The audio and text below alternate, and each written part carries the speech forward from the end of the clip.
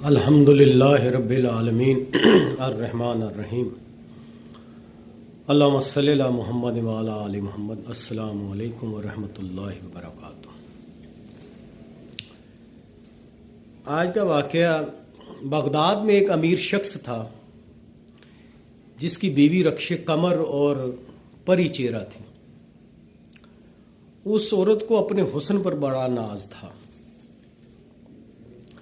एक मर्तबा बनाओ संगार करते हुए उसने कहा नाजो नखरे से अपने शोहर से, कोई शख्स ऐसा नहीं है जो मुझे देखे और मेरी तमन्ना ना करे।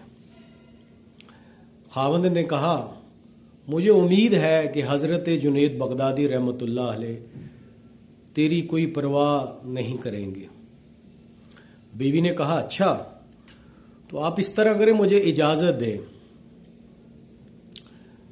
तो शोहर ने इजाज़त दे दी।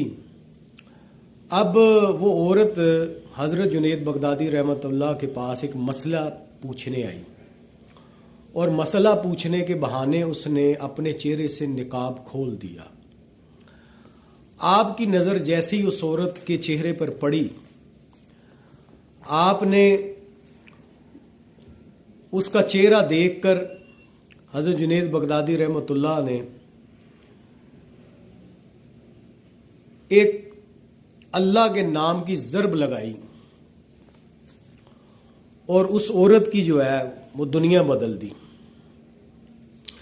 अब औरत वो उठी और अपने घर चली गई और उसने बनाओ सिंगार जो है वो सब छोड़ दिया और मुसल्ला बिछा लिया और गिरा जारी करती रहती और अल्लाह के हजूर मनाजात करती, दुआएं करती और दिन रात इबादत में मसरूफ़ हो गई। अब जब उसने उसके शोहर ने उसको देखा तो उसने कहा कि मैंने जुनैद बगदादी का क्या बिगाड़ा था कि उसने मेरी बीवी को मेरे काम का ना छोड़ा।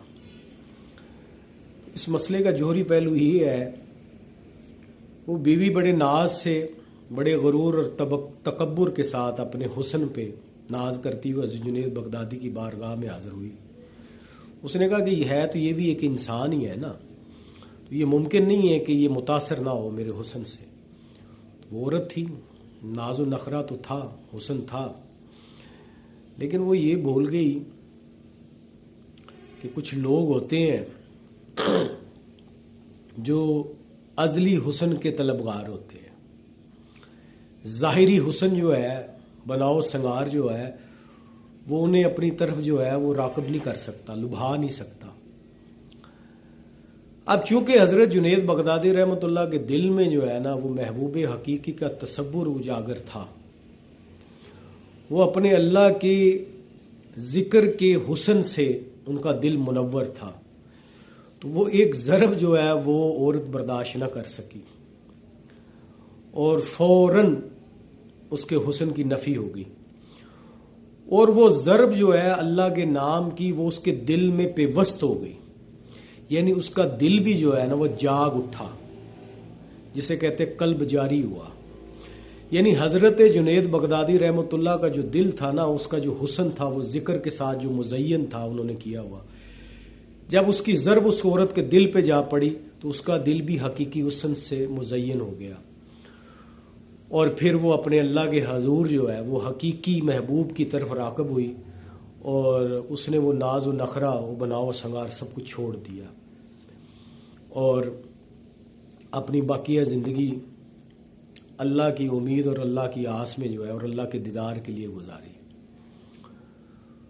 तो अब इसमें कोई करामत वाला पहलू नहीं है।